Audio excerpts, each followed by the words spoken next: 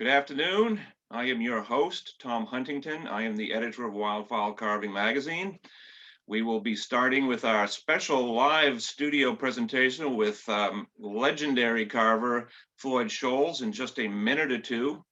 We'll give everyone a chance to join in. And before too long, we will get rolling. So hold on to your hats.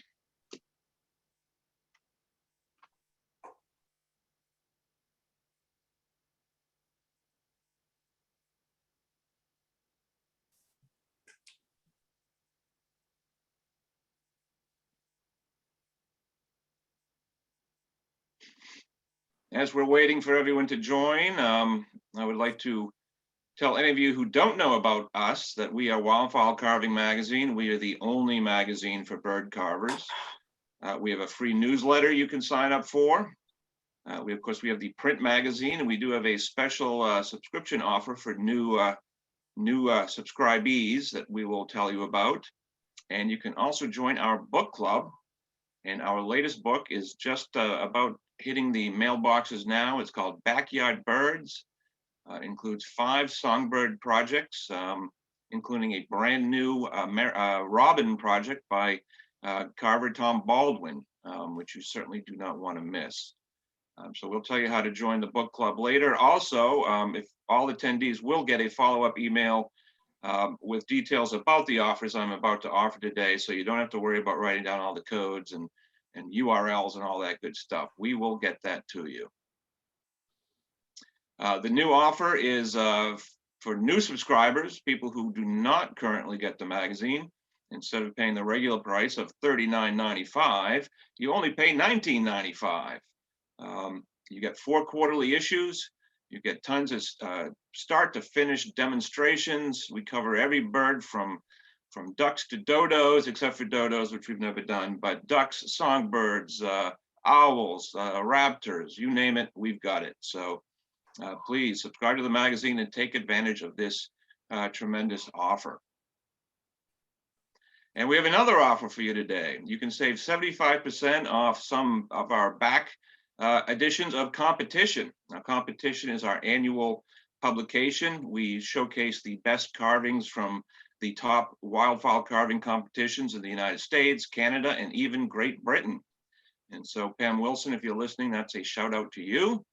For people watching this webinar, you can get 75% off some of these back issues of Competition. See some of the just amazing carvings that have won at the various carving shows across the country, Canada, and the world.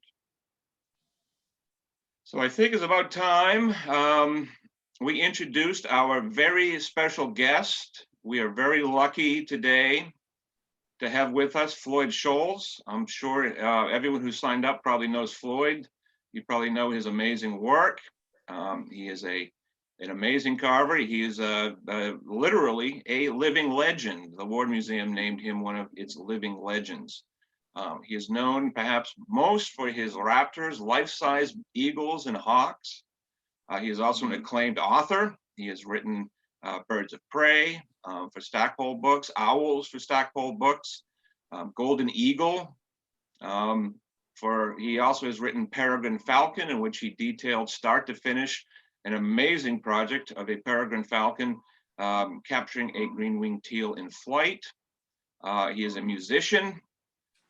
He is like the ambassador of bird carving, and he loves his art form like no one else I know.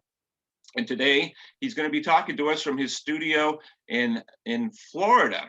Now, he also has a studio in Vermont. Someone has asked about that. He is in Florida today, and he's going to show us a little bit about where he works and give us some tips about how he does it. I won't guarantee that everyone will walk away from this webinar being able to carve and paint like Floyd Scholz, but you can certainly hope to. So without further ado, I'm going to turn over the discussion to Floyd in Wintermere, Florida. Good afternoon, Floyd. Hi, Tom. How are you? Hi, everybody. Great to have you here. Welcome to another edition of Bird Carving Confidential, brought to you by Band-Aid, brand adhesive strips, and Shake and Bake. birds aren't just beautiful and fun to carve, they taste good too. So welcome everybody to my studio. Well, I am laughing already, so this is going to be a good one. One of the things I try to convey in my seminars is this should be fun. It can be stressful at times, yes, but I really try to make it fun, because when you relax and you're feeling good and comfortable and confident, you will do better work. And you have to combine this.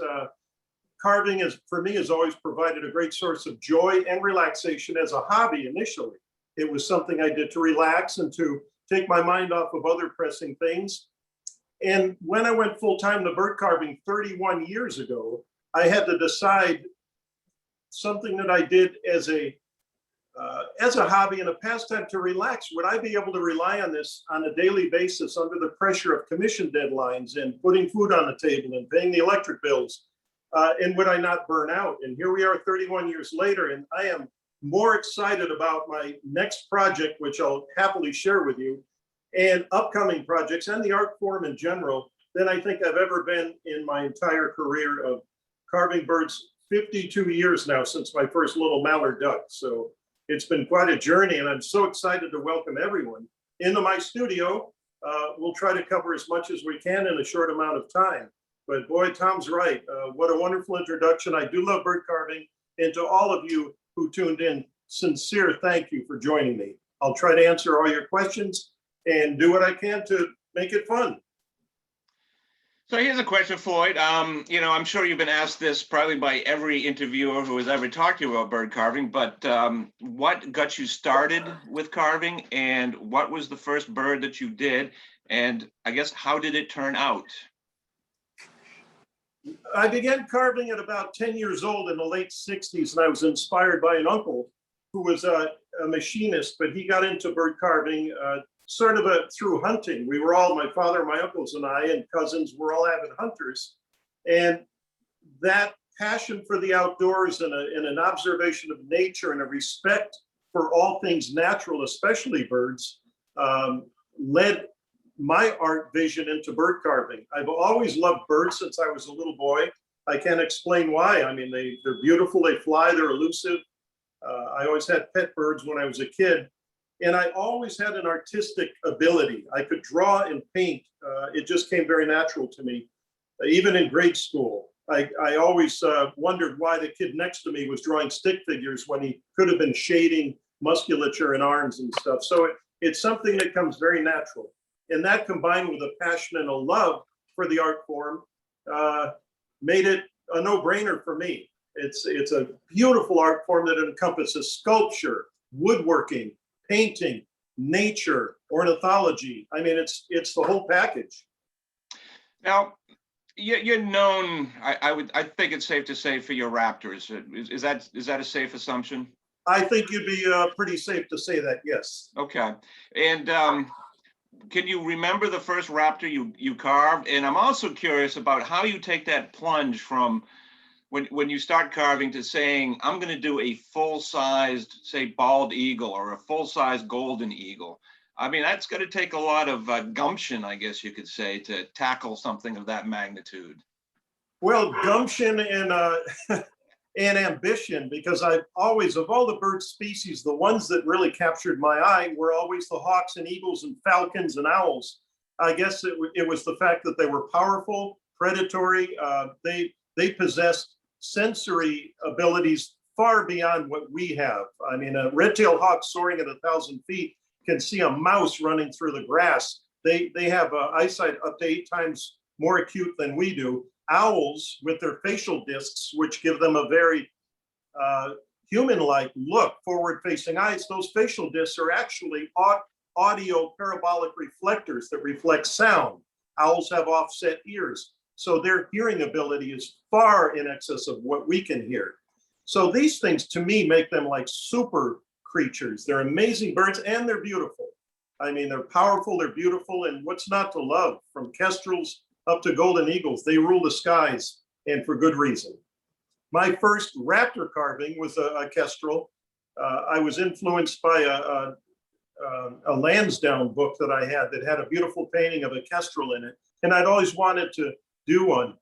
So I carved a kestrel. It was grossly oversized. So when I compared it to a live kestrel, it was just big. And I realized that I really need to know these birds in the flesh and in the feathers. So that began my quest at the age of probably 11 years old to really devote my life to the study and the understanding of what makes these great birds tick. And what about the first like a full-size eagle? That takes age. It's such a big piece of wood to begin with, and if you're going to burn it, I mean, that requires. I mean, I can't even imagine what that requires. A swimming pool full of coffee. Yeah. The first large bird I ever carved was a red-tailed hawk, carved in about 1978. I was vacationing on Cape Cod with some high school friends, and we met this gentleman that gave me a block of pine, just an old 100-year-old piece of pine. And I took it home, and I wanted to carve a life-size red-tailed hawk. I had a photograph of one that I had always been attracted to. And I thought, why not? Nothing ventured, nothing gained. I carved it, and it actually came out reasonably well. I had been carving for some time, but mainly ducks and certain types of miniature waterfowl and songbirds. So this big red-tailed hawk, after this first kestrel, gave me the excitement and the enthusiasm to learn more about these birds. It had a lot of mistakes in it, but I think the general flight path had already been established. Now, was that red tail, was that open wing, or were the wings closed? Oh, no. You got to walk before you run. That was closed wing, just sitting up on a piece of driftwood that I had. I love wood. And let me back up a little bit. I've always loved wood and woodworking. I used to carve fishing lures out of clothespins, and anything to do with woods. I've always really had a love affair with wood in all its forms. Yeah, and I actually want to ask you some stuff about wood coming up in the Q&A section. Sure. Do you recall? I'm sure you do. The first time you tried or you carved a raptor in flight with the open wings, because that seems like another great leap forward. Well, it is. Putting a bird in flight, which is their natural atmosphere, does require a certain amount of courage, I'll put it that way, because open wings in particular with birds are very complex structures. You have to really understand the very nature and dynamics of how those feathers work and how efficiently they can open and close that wing in a millisecond. And each wing is different. There's high aspect wing ratio for fast flight, low aspect wing ratios for slow, controlled, maneuverable flight.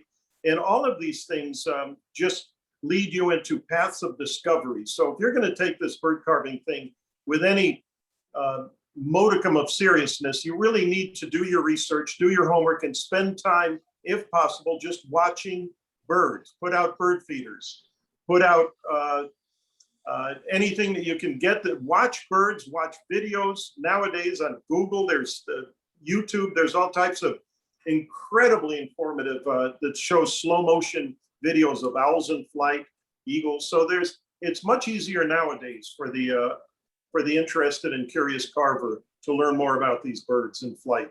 But wings and open tail, a lot of dynamics involved. Oh, absolutely. In fact, I just saw the other day a video of a bald eagle attacking a turkey decoy, which is eye-opening with how fast that happened. It's just, they're birds of prey. They're killing machines. Having authored 8 books on raptors, I went into this in 1992. I wrote Birds of Prey thinking I know a lot about birds of prey. And as I researched each individual species, it occurred to me that, man, I knew next to nothing, because each bird has adapted its own ability to hunt, to locate prey, to acquire it, and to hunt and survive. And they've been doing it for 120 million years. I'd say they're pretty good at it. They have survived. Now, this webinar, it kind of arose out of a request I was getting from readers. They said, I really want to see what carvers, how their workshops are set up, where they work, how they place their tools, what they use. And a lot of people ask, I would really love to see Floyd's Workshop. So that kind of germinated the idea of doing this. And I too would love to see your workshop. I saw your workshop in Vermont when you were in the one-room schoolhouse, and that was quite some time ago. But I'm very curious to see your setup down there in Florida. I know you also have an even bigger workshop in Vermont. Is that correct? I do. The studio I'm currently in Florida, I consider my satellite studio. It has everything I need, but it's about 1/4 the size of my studio in Vermont, which is my main studio. I also have a studio in Bennington, Vermont, where I teach bird carving seminars at the Vermont Raptor Academy. A bunch of you have been there. And if you're listening, Bob Como and Terry and Paul and Joel and all my buddies that are tuning in, I miss you guys terribly, and I really look forward to getting together again and creating some beautiful art and having some fun. So yes, I have lots of studios, and it's evolved from just a workbench under my parents' stairs when I was a kid. I used to sit in the basement and carve little decoys and little songbirds and sell them to local people. And I also had a mini bike or a really cool little bicycle that I could afford. While my friends were shoveling walks, I was in my warm basement whittling birds. So when you throw money at a kid for doing something he loves to do, that's quite the incentive. Absolutely. Well, I took one of your classes. I carved a quarter scale red-tailed hawk. I had a great time. I hope you have overcome the trauma of trying to teach me how to carve. I have a degree in special education, and it did come in handy at times, I'll tell you. But no, I must say you did a terrific job. I love to have new carvers because they notice things and ask questions that perhaps the experienced carver may overlook or just may not think to ask. And so everybody benefits from that. Yeah, I guess, yeah. You probably thought there's not possible for someone to be literally all thumbs, but I did teach you that lesson. If you could have seen my first bird, it looked like a little football with a head stuck on it. And my mother was very kind and complimentary, but I still have it. But it was a start, and everybody has to start somewhere. Well, future Nobel Prize winners can't all be good bird carvers. Well, let's see where the magic happens. This is what people have been asking about. So let's take a look at the shop and see how you do it.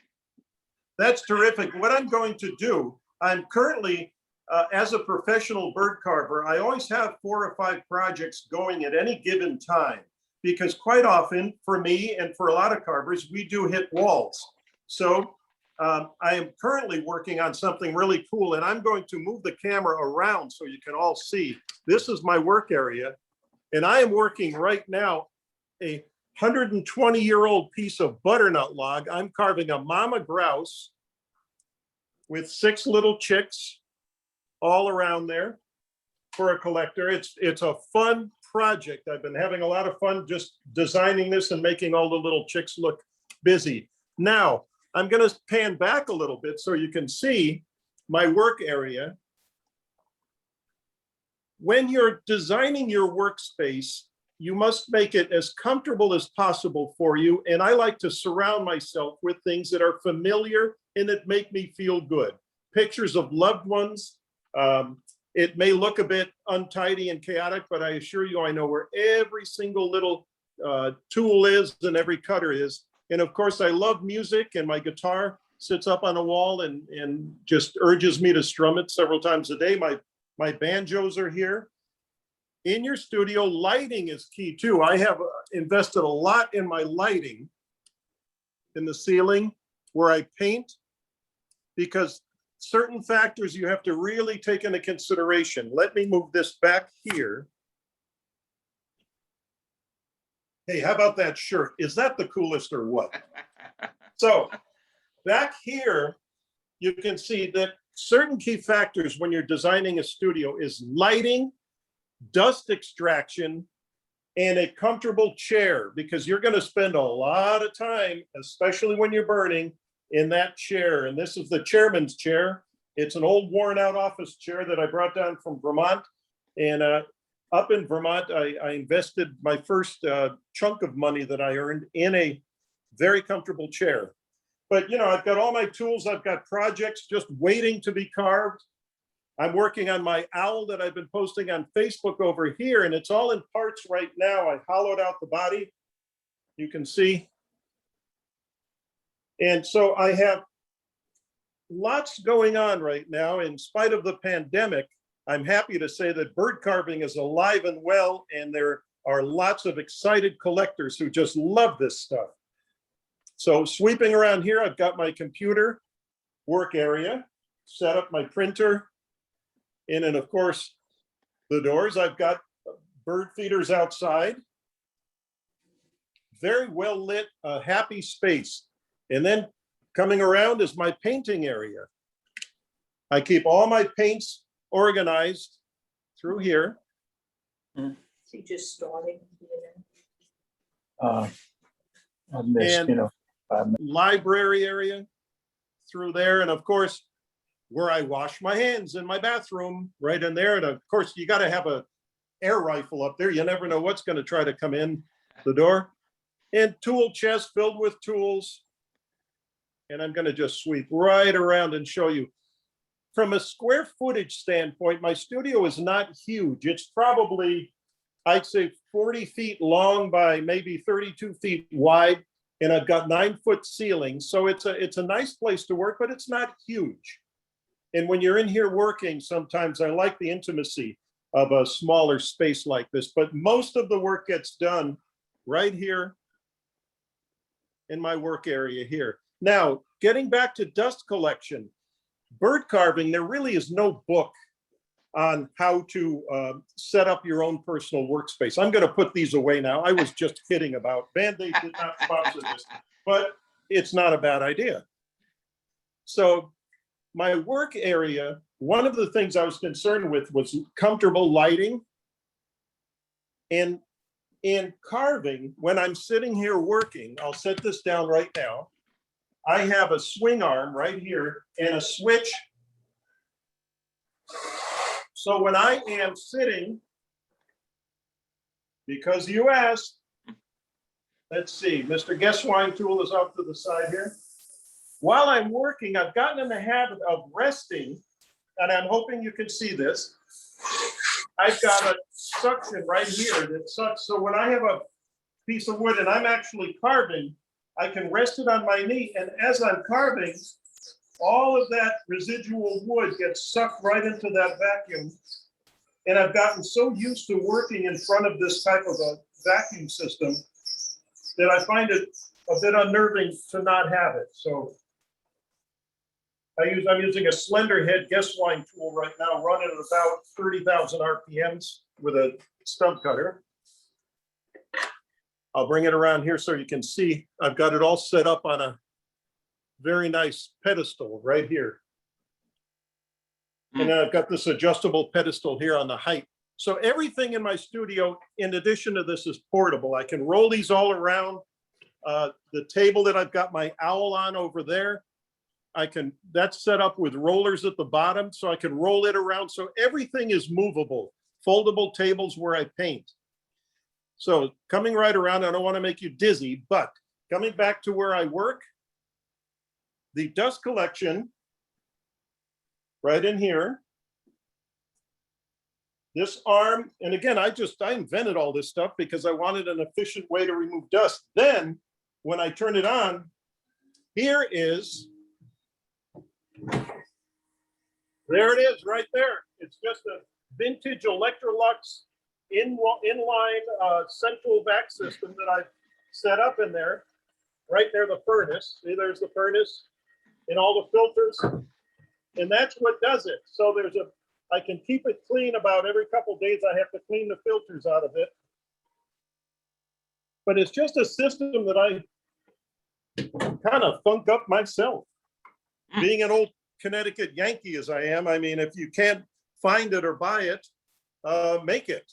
And I'm sure someone like Robin Warburton can relate to that. You know, you have to improvise because it's not often available in stores. And half the fun in this, a lot of my tools that I use are things that I've invented or I've made up.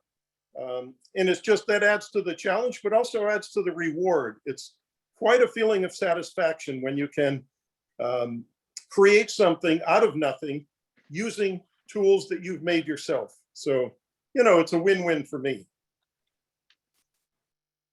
So there, I hope I've answered your question on that one. Yes, well, it looks like a fantastic setup. We do have a lot of questions coming in, so maybe we should just start to ask them. Yeah.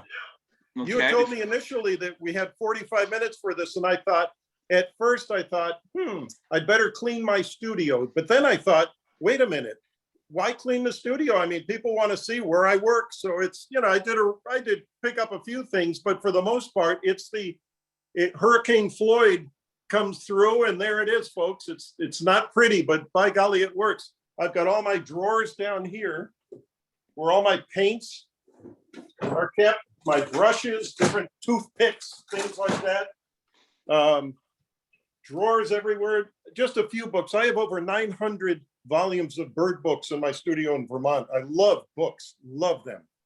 And, but that's where I do a lot of the painting right there. But I would love to answer some questions for you. All right, let's let find a way. me let me sit down. Let me position this camera where it will be most effective. I will sit and answer questions. All right, here we go.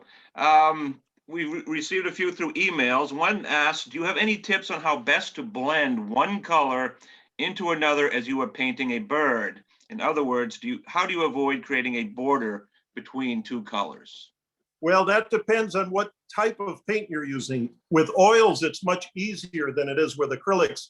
I paint with acrylics, so a question like that regarding the use of oils, I would defer that to one of the real experts like Keith Mueller. I think Jet Brene paints in oils. There are others that just do absolutely dazzling work with oils. Now, speaking about acrylics, you have to wet the surface first. Remember, water, clear, clean, pure water with no additives, no retarder, no matte mediums, no other flow mediums, nothing. Water is the best diffuser, and that will allow your pigments to fuse if done correctly.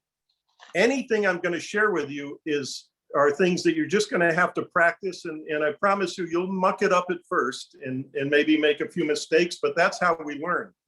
I taught myself to carve. I've never had an art lesson in my life. So everything that I've learned and applied to my artwork is the result of trial and error.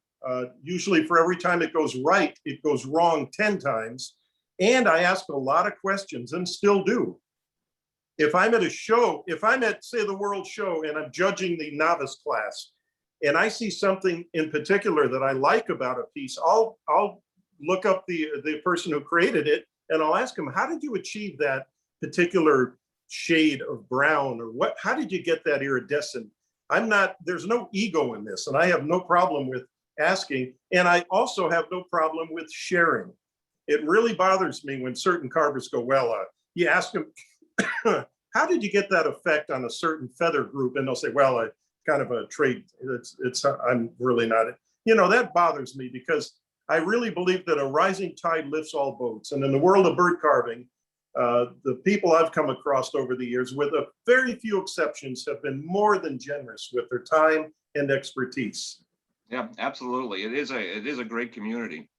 Oh, it's wonderful. So getting back to the blending, wet on wet, before I apply any paint to a surface after it's gessoed, assuming it's a light colored bird, I will dampen the surface first, and then I apply my paints, and that allows them, almost in a watercolor technique, to kind of diffuse and soften up a little bit. Never take a stiff brush into just pure paint pigment, especially with acrylics, and start putting that on the surface, because you're going to get a reflective feedback on that, and it's just not going to look real. Painting is such a critical part of this art form. Absolutely. Going backwards in the process a little bit, I have a reader wrote in and says, I have a source of Catalpa wood. Have you ever used Catalpa? And if so, how would you rate it as a carving wood? Catalpa is an interesting wood. Now, there are two species of Catalpa, Southern Catalpa and Northern Catalpa. And I think if this person's question regarding his source of Catalpa It's a northern, Catalpa speciosa is the particular scientific name for this wood. Like ash and oak, it's a ring porous hardwood. The choice of wood that you use is largely dependent on the type of carving you're going to be doing. Any wood can be carved, from ironwood to balsa wood and everything in between. You can carve it. Catalpa is a beautiful wood. It's commercially not viable because it doesn't grow in big productive stands. Catalpa is thought of more as an ornamental shade tree in suburban areas. A beautiful tree, and it carves beautifully. I think Catalpa is one of the underrated of all of the woods to carve, but for highly detailed bird carvings like what I do and which is like what a lot of the people watching would do, I would probably advise against it. But for decorative carving of relief carvings or traditional type carvings, Catalpa is a lovely wood. It carves beautifully, sands beautifully, and it's remarkably stable. So to this person's question, if you have a source of Catalpa and it's dry, typically air drying, you allow 1 inch per year. But if it's a northern Catalpa species, again, the scientific is, if I recall, the speciosa is the Catalpa speciosa. It's a larger tree. It's beautiful. So please don't burn it and turn it into something beautiful.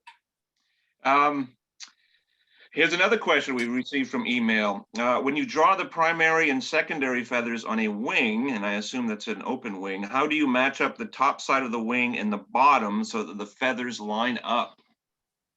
That is a terrific question, and one that really takes some thought, because I am guilty of sometimes not getting them to match quite right. Wait 1 second. I hope he comes back. Here I am. Hey, this is the right wing of the owlet I'm carving right now in flight. And when you're doing an open tail or an open wing of any bird, always carve and establish the upper surface first. Then you carve the lower part to match it, but always get that upper portion established, laid out correctly first. Based on the positioning of the wing, whether it's wide open, partially folded, and everything in between, all of these feathers are going to be relating to one another in a very different way. You need to learn the secondaries, the primaries, mostly on most birds it's 10, secondary covert. The word covert simply means to cover. Covert feathers in the upper marginal tracts, and then you get up into here, into what's known as the patagial region, right up to the wrist, leading down to the elbow region down here. So you need to know a little bit about bird biology. Now, the question, how do you match those? Once I get the top established, then I would take a pencil, and I do this. I'm not doing this just to show you, but I actually begin by subdividing the feather groups. Secondaries, I will turn the bird like this, looking at the top, and then I will come back and I will draw, and I will block in the major feather groups first. Come up here, and then I will look and I will establish my direction. Then I will come in and I will mark that. I will look at this, come underneath. There are several ways to do this, but I have found this to be probably the most accurate and most efficient way to do it. And then you come in, lay this out with a pencil.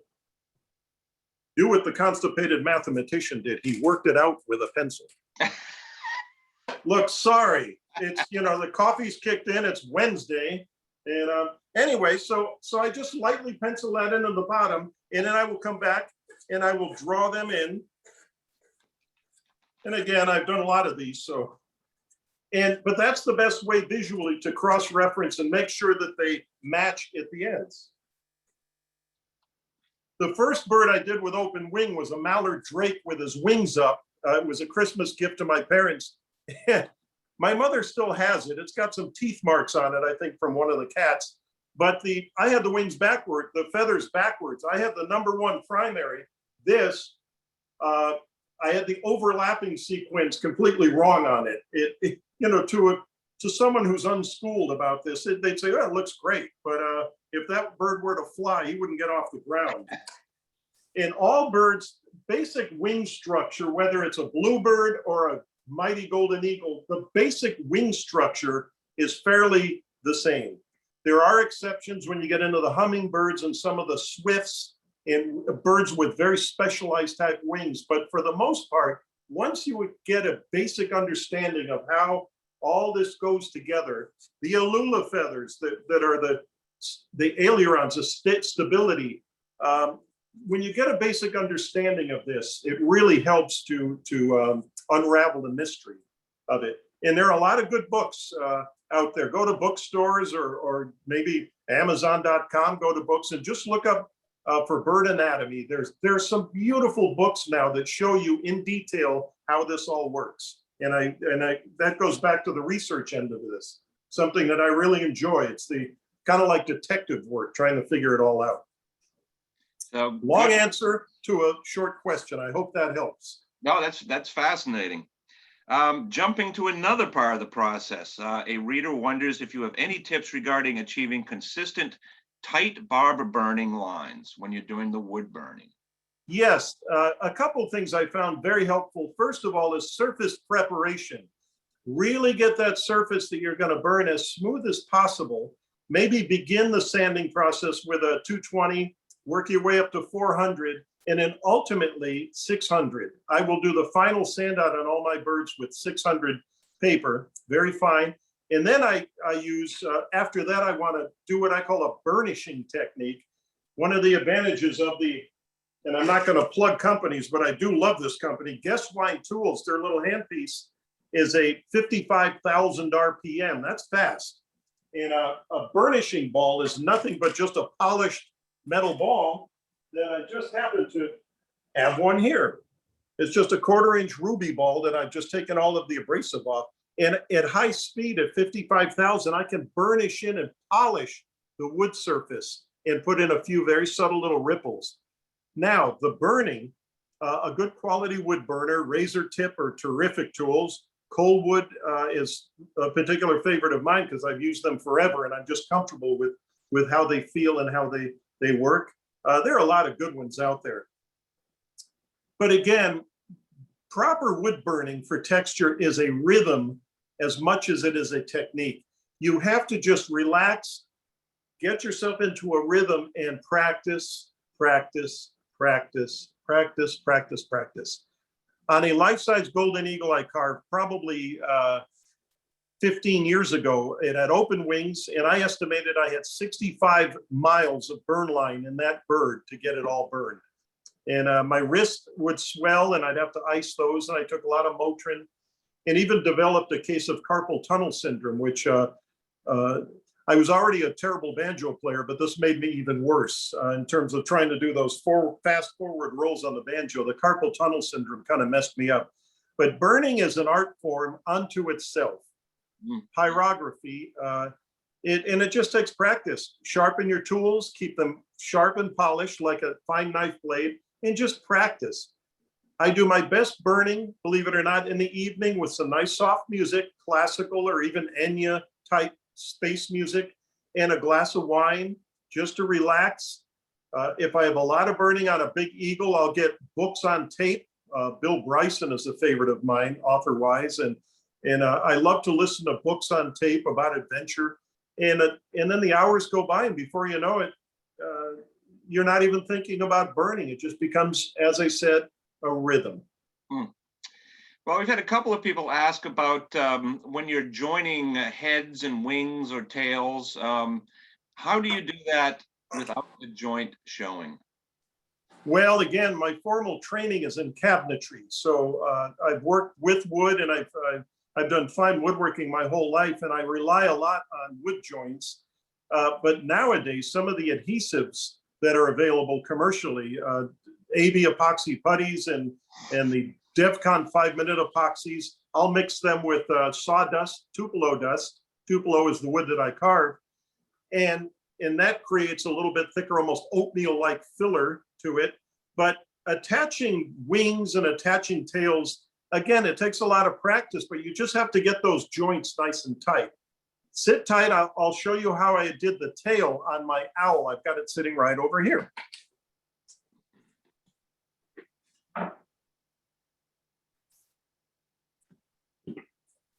Due to lightness, I've got the body of the owl, and it's been all hollowed out.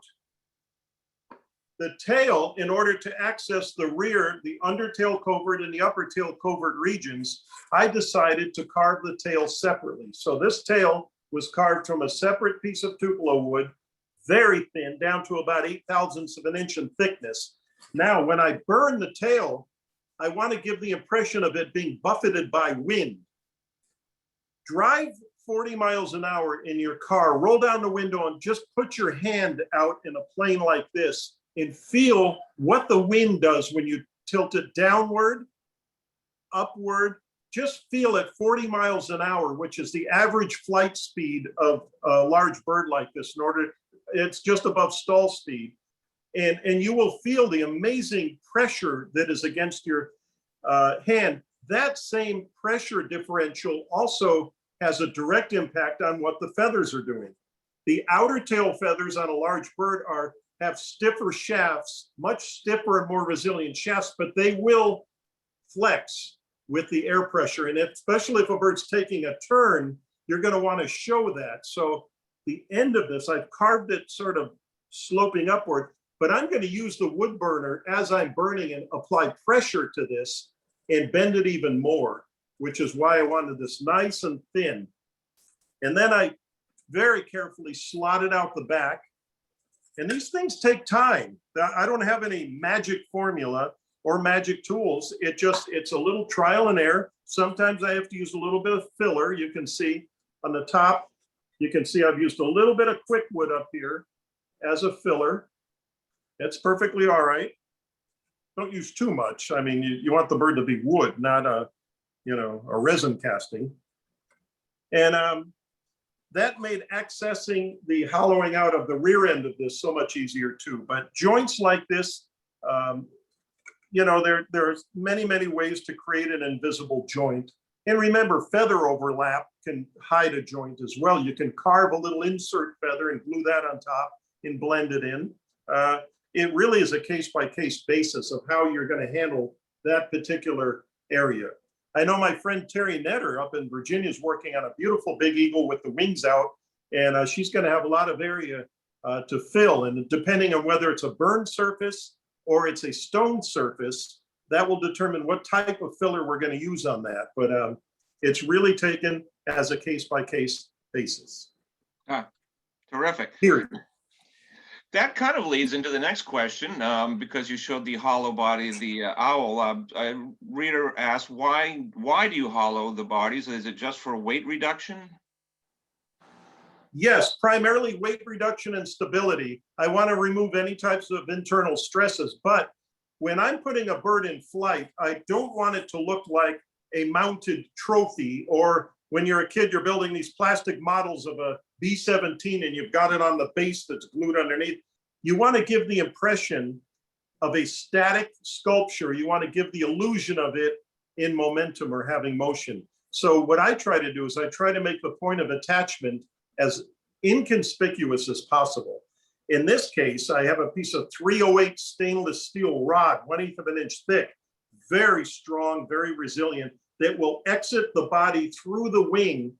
And I haven't done it yet, so fingers are crossed that I'll be able to pull it off. It is going to come out through a number 4 primary feather, and that's going to just touch the tip of a branch, but it'll be in such a way that you won't even see it. Your vision is going to be drawn to the face of the owl, to the power through the scapular feathers, and everything contributes to that forward dynamic motion. And each bird in flight is going to be handled a different way. I like to put the mounting of any bird of flight towards the rear third of the bird, giving most of the mass and volume of the bird thrusting forward. It gives it a much more visually exciting and dynamic presentation. But again, this is art, so anything goes. Yeah. So there's a little engineering involved at times as well. There's a lot of engineering involved, yes. Someone else asked, do you do any clay models, or do you do sketches, or how do you conceptualize a carving?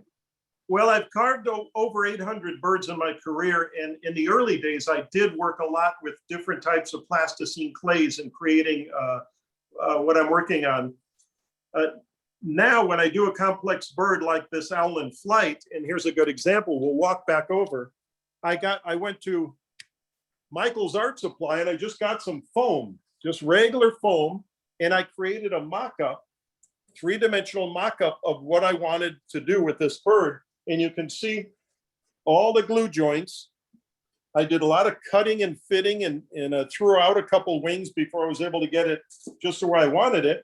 But then what this served two purposes. It gives me a good visual roadmap for when I take this to wood. Also, the collector who is getting this piece was so delighted when he saw ultimately what it's going to look like. It helped him visualize the whole concept of this piece because some people aren't blessed with the ability to visualize what they're working on. Some people need to see the actual physical thing before they could say, hey, that looks good or that looks bad. And before I commit to a piece like this in wood, I want to make darn well sure that we are on the same page, because I respect the fact that a collector is investing in my work and me as an artist, and I want to give them exactly what they want and what they're paying for. And I always try to exceed it. I always try to give a little more, because in business, you get what you give. I mean, if you try to shortchange someone, they're going to know it and it'll come back to you. So always try to be in touch with your collectors. Let them know how things are going. If you're delayed on a piece, let them know. Don't say, oh shoot, I'm going to be late on this. I'm nervous. Communication, honesty is the best policy when you're dealing with collectors. And so that gets me back to the foam and the clay. It really helps to have those things to work with. Excellent. Well, thank you. Birds aren't the only thing that fly. Apparently time flies too. We're already 46 minutes into it. So time, it's been amazingly instructive and entertaining as well. So I can't thank you enough, Floyd, for doing this for us. Well, while we're batting around that word, thank you, Tom. I think on behalf of all the carving community out there, those that have tuned in and some that haven't, thank you and Caitlin and all involved for the effort that you put into this, because you are the tie that binds us all together. And it's you don't get thanked enough, but man, we're friends first, of course, but I respect you tremendously, and what you've done for our beautiful art form. There are no words to truly let you know how you're appreciated. So, my friend, you rock. Thank you, and the check is in the mail. And actually, I'll give you one last word. Is we have a question: is have you resumed teaching classes yet? And if not, when do you hope to do that?